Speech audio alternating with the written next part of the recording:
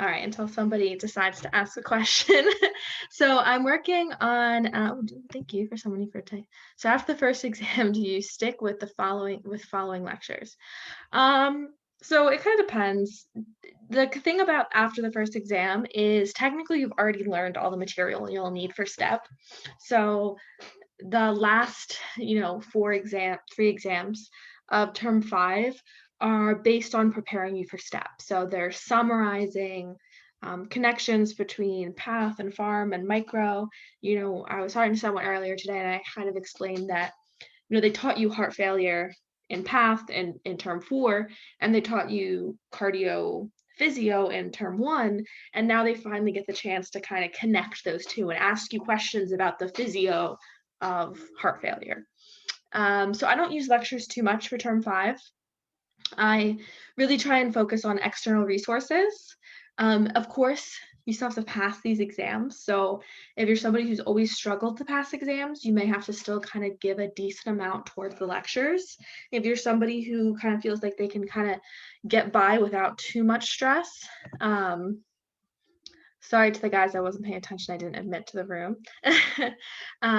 You might have to focus a little bit more on the lectures. All right. So we pick clinical sites. Do we rank states or specific sites? Yeah. So for a long time, people were like, oh, this hospital is good, this hospital is good, this hospital is good. You only get to rank your state. And usually they give favorites to a state you're from. So if you're from New York, you're more likely to get New York. If you're from Florida, you're more likely to get Florida. But you don't get to pick specific hospitals. You may write down that you would prefer a specific hospital, and they may honor that, but they also may not. They mostly just do with the states. Should we be reviewing other systems concurrently with neuro? So the most important thing for this first exam is that you start with studying the antibiotics. The antibiotics are probably the hardest and most time-consuming thing you're going to learn for this module. If you wait till the third week to learn them, you're going to absolutely drown. But no, neuro, the first 2 weeks, MSK, the second 2 weeks. You can just follow the schedule like normal. Just make sure that you're watching at least one antibiotic sketchy every day, or you're really going to hate yourself come week 3. Is leaving UWorld entirely for dedicated too much? No, but leaving questions until dedicated is too much. So I'm one of the people who didn't use UWorld at all term 5, but I still did questions every single day. So I used RX, I used Amboss, and I made sure that I was doing questions because you want to start practicing that skill set now. Personally, I like waiting to use UWorld because I want to, one, they're really hard. Like I think I don't even remember what my first UWorld block I tried to do in term 5 and I got like a 30% or something. Like it completely wrecked me. I was so not ready. So Amboss and RX tends to be a little bit easier, and you can also select difficulty level. If you're somebody who's like a really big brainiac and great at questions and you do RX or Amboss and it's super easy, sure, go to UWorld. But most of us aren't ready until we spend the next 3 months studying for it. Also, you don't want to have seen all the questions before. You want them to be fresh and dedicated so that you can actually test like your test taking skills and your knowledge base instead of just you remembering or having like an inkling that you've seen that as an answer choice before. Let's see. Also, I talk really fast, so if you guys need me to slow down, just speak up. Do you do questions on random as you go along term 5 or try and narrow it down? So yeah, in dedicated, you want to go to do everything random because you'll have seen everything.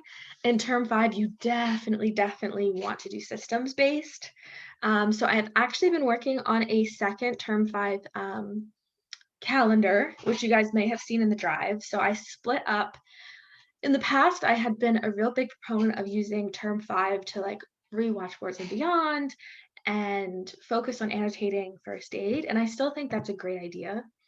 But the more and more people I've talked to and the more and more experience I have with dedicated and with STEP, I've decided, like it's not like my rule, but what I've experienced is that people aren't doing enough practice questions, and practice questions are really more valuable than anything else. Like we've been preaching that for a long time, but we haven't been prioritizing it, right?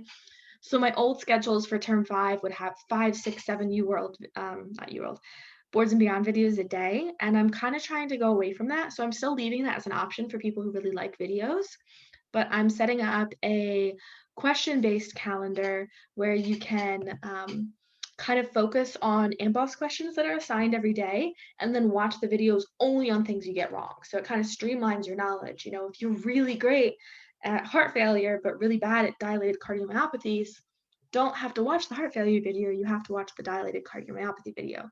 And how do you know if you're good or bad at something if you're not doing questions? So I'm kind of trying to shift to that mindset. So if you go into the drive and you click on term 5, you'll see that I actually have AMBOSS questions assigned for every day. And like the first day, you'll do easy questions. Second day, you'll do easy questions. Next day, you'll do hard questions or medium, and then you'll go into hard so that you can kind of build on your knowledge. So that's kind of what we're trying to shift you guys towards, because I feel like a lot of time in term 5 for myself and for other people is spent like trying to convince us that we need to know everything instead of just learning how to answer questions. So really trying to make that shift for everyone. I know it's really scary to be like, I can't answer questions on this. I haven't seen this stuff in a long time, but when you finish this first exam, you'll have seen everything in first aid. You'll have seen every topic. You'll have had an exam on all of physio, all of path, all of pharm, all of micro. So the only thing that's left is for you guys to find your strengths and find your weaknesses. Your strengths you want to keep strong, and your weaknesses you want to eliminate. When does that question-based schedule start? So that starts after this first exam. This first exam is business as usual. It's just an extension of term 4. It's the same micro you've done. It's the same path you've done. It's nothing special. So whatever you're doing in term 4, if it worked for you, keep it the same. Don't worry about studying for dedicated or for the other parts of term 5 until after that first exam. When that first exam finishes, that's when you need to start worrying about filter decks and question-based stuff and kind of start looking forward to dedicated. Because what you'll find is that most people can't be ready for dedicated in 6 weeks unless they start practicing questions much, much earlier than that. All right.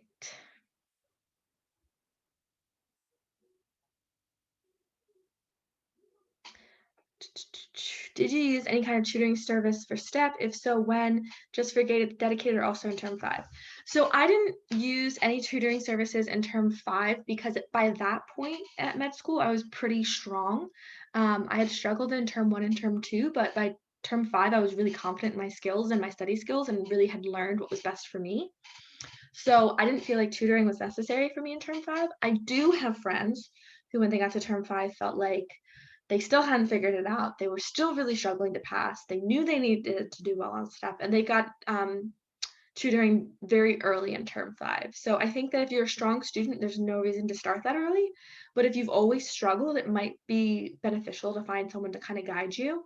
I used USMLE Pro, which was helpful but very expensive. So you might do better reaching out to an upper terms teacher who might be willing to tutor you or might be able to coach you as opposed to strict tutoring and kind of mentor you a little bit on what you need to focus on if there's money issues.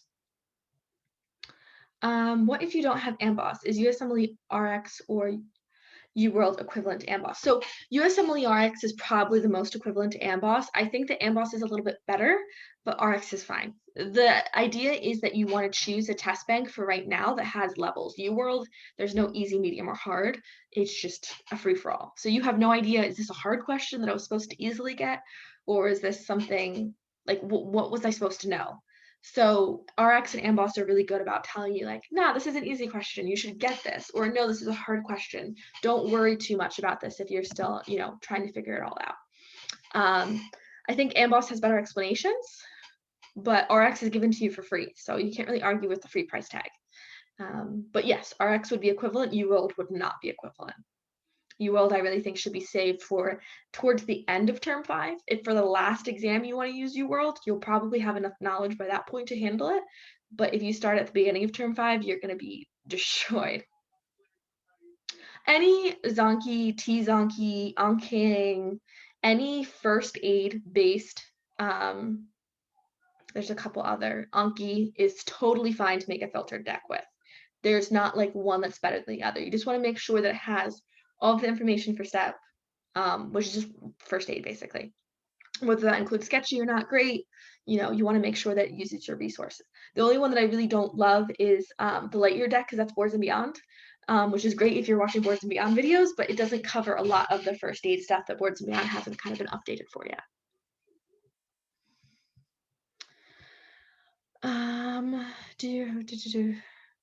When do we get access to RX as a Term 5 student? I believe it's during the first exam, like during this time now, but it might be right after. What you can do is RX has those free like 7-day passes. So if you want to start it earlier than that, you can use like multiple emails and sign up for a week at a time. But they do give it to you very early in the kind of pre-dedicated period. So after the first exam, you'll definitely have it and you'll be able to start using it right away. They sent the UWorld access code already, but have not sent the RX. So I wasn't sure if they that's a good question. I would be surprised if they didn't, because last I was in discussions with them, they were talking about adding a third test bank, not decreasing the test banks. So my guess is they would just haven't sent it out yet. Should we expect to take STEP in early July? If you would like to start clinicals on time, you usually have to take STEP by like July 15th. So if you're somebody who's going to really be able to do a quick dedicated 5, 6, 7 weeks, yes, you should be taking STEP in July. If you're someone who is not going to be ready, you have to be open with the fact that you might have to start clinicals a little bit late, and that's okay. But you will likely not get your first choice for clinical sites. So if you're somebody who's like, I need to be in Miami, Florida, or I need to be in New York, you need to start studying and being really serious about Term 5 so that you can get dedicated done in time, because it's really hard. And we've done a lot of polls asking the upper termers how long it actually took them to study for STEP. And the average is much closer to 8, 9, 10 weeks than 5 or 6. Obviously, students who are really strong can do it in that quick turnaround, but there's plenty of students who have to take months to study for STEP. So you have to really be aware of how important this test is and be okay with the fact that you might not be a typical student. We're all non-traditional students here. We all came to SGU because we do have some sort of weakness. And just because we're not able to turn it around and get 5 weeks till dedicated does not mean that you shouldn't be a doctor, you're not smart. It just means sometimes it takes us a little bit longer. Should we be worried about developing our clinical skills? I mean, technically yes, but in real life, no. Most sites are going to be really fair about knowing that it's your first clinical, and are really going to be okay with you honing that in during your first rotation. So I would say that that's usually okay. There are going to be some places that are a little more strenuous and a little less gentle with you, but skills are something you really develop and hone in on in residency. They don't expect you to have strong skills in clinical years. They expect you to start being familiar with them and to be confident in your basic science knowledge. They're not expecting you to be able to walk in and do a full physical exam. And if they are, they're asking for a little bit too much, but you can learn that in your first rotation. You don't need to stress about that now. I think that the school would agree that right now your most important thing is your Step 1 score. No, it is entirely up to you when you want to take STEP. The school does recommend that you get a 220 or equivalent on an NBME and send that to them in order for them to require for you to be able to sit for STEP, but that's not strongly enforced. I would say that's a really good advice, but it is up to you. The only thing you have to do is tell them when you sign up and tell them when you take STEP, and just be aware that clinical sites, will not be as fluid with you, but that's fine. Who cares if you start a couple weeks late or a month late? Do you believe that UWorld's percentages that we are at 65% and 50% how correlate with your Step 1 score? Some sites say 65 on UWorld is about 235. Okay. Yes and no. So if you finish all of UWorld, all 3,000 questions, and you're getting around a 65%, 70% on your first pass, yeah, that's a relatively strong student. I usually say that the when you're starting New World, you're usually around a 40%. And every week you want to get a little bit stronger. Um, there's not a perfect correlation with anything. Um, so it's hard to say exactly, because you could sit down and do 10 questions and get a really high score, or have a really good day with 40 questions and get a 70 or get a 35. When they're talking about that 65%, they're not talking about 1 or 2 blocks. They're talking about your entire UWorld bank, which you won't have until you finish dedicated.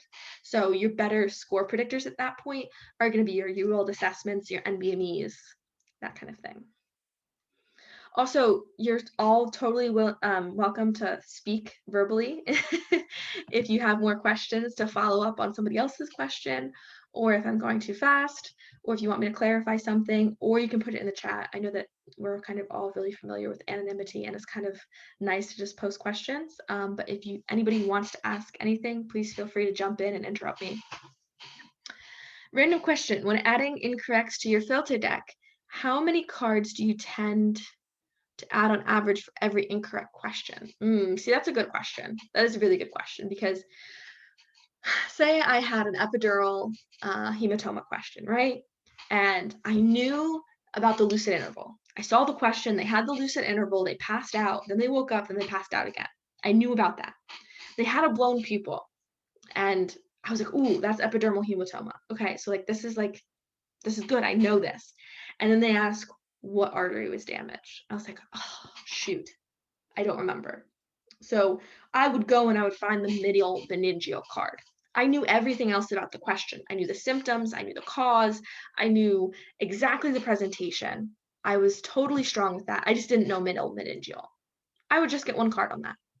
On the flip side, if I saw the question, I had no idea what was going on, I had no idea why they had a blood pupil, I didn't know about the lucid interval, I would get every card on epidermal hematoma. Not epidermal, epidural hematoma. And I would get all of those, whether that's 10 or 20 cards. So I kind of decide that based on my knowledge base. You can get really overwhelmed with a lot of cards, so you want to be really honest, like, yeah, I knew most of this, I just really didn't know this one detail. But if you don't know anything about it and they're asking you about it, you should probably learn it. Okay, if you delay your step clinical, does that delay graduation? Usually no.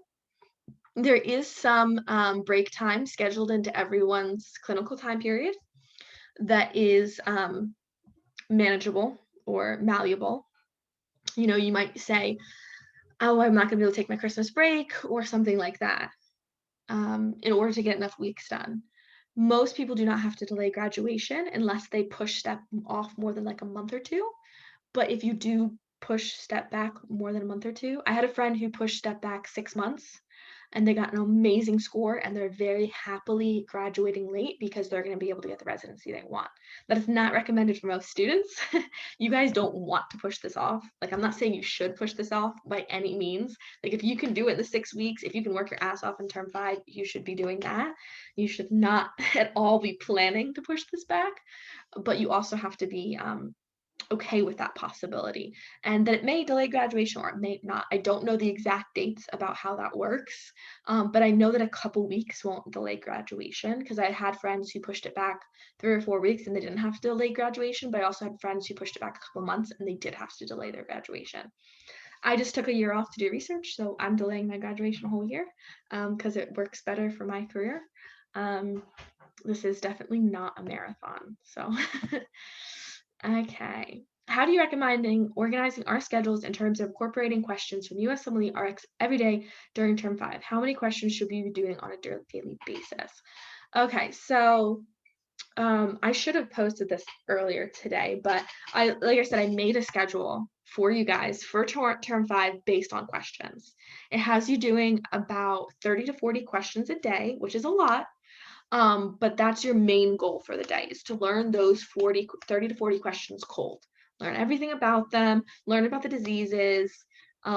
If you are doing the video version of the schedule, where you were Boards and Beyond, and you're watching a lot of videos and you're not worried about questions, I would down that more to 15 to 20. And those would be more rapid You wouldn't be worried about learning everything about them, but just practicing what you've been studying. And how do you incorporate them? I make them my first thing of the day. So whether I have lecture or lab or whatever, I don't do anything until I get my questions done. So I can take all day to review those questions and figure them out, but I'm going to get them at least answered first thing in the morning, so that any free time I have in between labs or in between lectures, I can review 5 questions or review 6 questions, whatever that be. How many passes do you recommend of UWorld?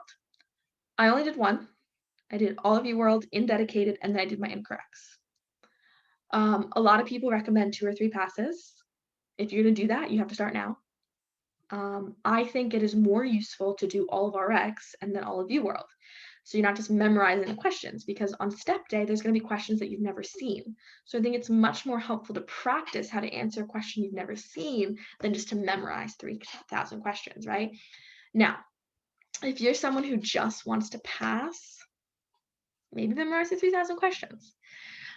Maybe just do UWorld twice. But if you're somebody who wants to get a good score, you're going to have to do a lot more than memorize, and you're going to have to understand, and you're going to have to practice how to do things differently. So, a lot of arrow questions and stuff, there's only 1 of those. And there was a lot of questions I had on step day that I've never seen before on things I'd never learned before. Not a lot. There was a few. So if you want above a 220, above a 230, you're going to have to learn how to handle questions where you don't understand a lot of material. If you're just trying to pass and get that like 205, 210 that will allow you to become a primary care doctor, then you could be more considerate on doing the UWorld. But I promise you, if you start UWorld right now, you're just going to get crushed. So that's my opinion. Do questions every day, but it doesn't have to be UWorld twice. And again, all of these guys, like, I am by no means an expert, and everybody works differently. Everybody would give you different advice. I'm telling you what I've experienced with talking to you guys and working with other students and my friends. This is not law. People who do UWorld twice do well as well. People who do UWorld once do well. You just need to do what's best for you, and you need to do questions every day. What are the advantages or disadvantages to starting clinicals late? Does it affect your residency application and change of getting in? Most of the time, no. One exception is if you're trying to get into emergency medicine. Emergency medicine requires 2 sub-Is, which you guys might not even know what those are yet. So your first year of clinicals is core rotation. So every single student has to do OBGYN, surgery, internal medicine, family medicine, okay, and pediatrics. Everybody has to do those. 4th year, you get to do electives and sub-internships. Sub-internships are like big 1-month interviews where you go to a hospital that you want to get a residency in, and you work there for a month as a student, right? Specifically, emergency medicine requires 2 sub-Is to apply. So you have to have the time to get those in before the application's in October. So if you want something really specific, you don't want to delay things too much. Otherwise, like I said, a couple weeks is not going to make a big difference in your life. How does delaying step? Oh, a lot of questions on delaying step. I'm sorry if I got you guys onto a big stress about delaying step. You guys are so far away from delaying step. Like, do not plan on this. You're going to take 6 weeks. You're going to do great. It's more to encourage you to study now so that you don't have to do that. But it shouldn't delay your residency application if it's a couple weeks. If you delay things really long, you will have to do that.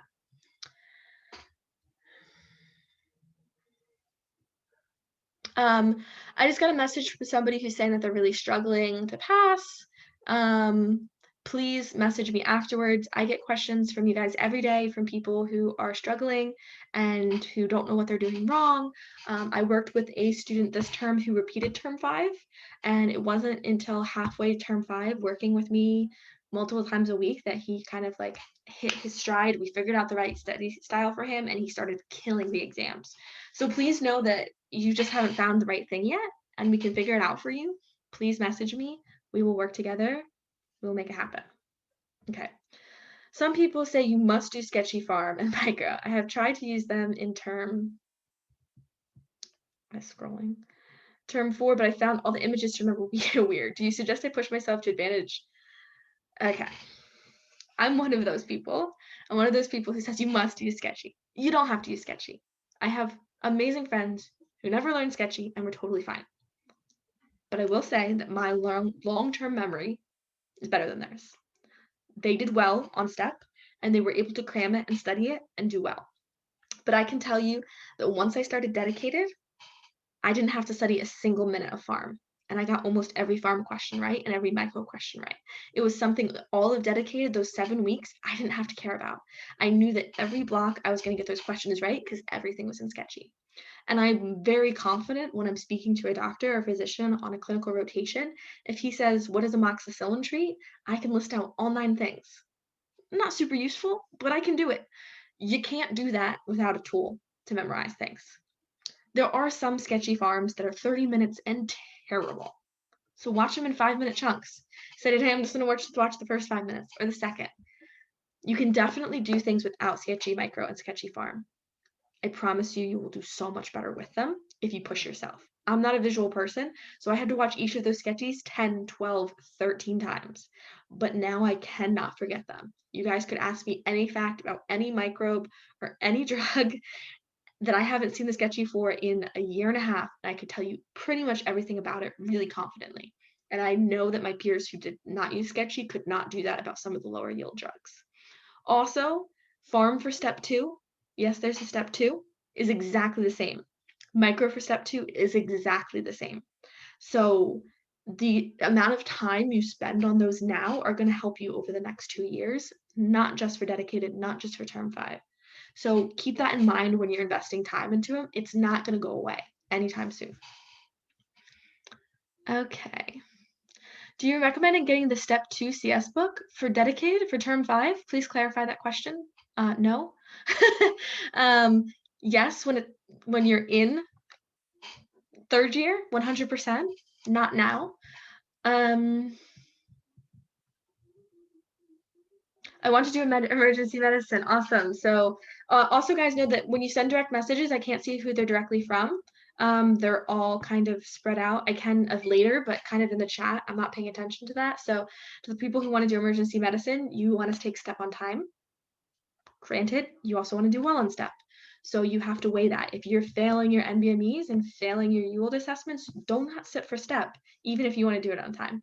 But if you're doing well and you're considering, like, what would another week do, go ahead and take it on time. Do you have time to study as much as we do in term 1 through 5 in clinicals? In other words, oh no, I'm like, okay, I forgot that the Christmas thing about unlimited people ends. So we have 10 minutes until this runs out. If people still have more questions, we'll set up another session for next weekend. Okay, so if we run out in 9 minutes, I'm going to try and power through this. We will do another session next Sunday. Do you have as much time to study in clinicals? Yes, you have more time to study.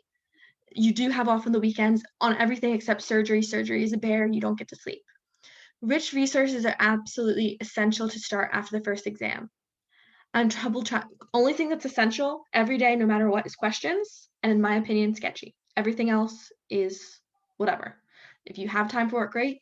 If you don't, whatever. But questions is a must. Sketchy is a must. Do you suggest the Sketchy pepper deck? Yes, any Sketchy deck is appropriate. How should you select your clinical sites? That's really personal. It's really hard. I selected New York, but I signed up to go with my friends, and I ended up in Miami, and I didn't want to go, and I cried, and I was like, I don't want to go to Miami, and I had the best time ever. So please be open-minded about where you're going. We already went to a random island in the middle of nowhere, so like, who cares where we go for clinicals? Most people do end up in New York, New Jersey. If you want something other than that, please be very specific on your application. How do you select? It really doesn't matter. But you want to choose where you want to practice, right? So if you're like dead set on getting a residency in Detroit, go to Detroit. How do you term 5 plus study for step? Questions. All of term 5 after this first exam is made to study for step. So don't be lax. Follow the schedules. Canadians. I don't have any information about Canadians. Most sites have great family med programs. Family med is SGU's bread and butter. There is a clinical SGU clinical site that at the time that you guys need to make these decisions, you guys can join and start asking people questions. I only have information about my clinical site. So if you have any specific questions about, do you recommend Hackensack over Brooklyn? They're both good at teaching hospitals. They're both great hospitals. They both have good ERs. They both have great everything. Anybody who tells you that one is better than the other is just giving you personal opinions. There's a lot of good to both of them. I don't think that you'll really be sad with either. Oh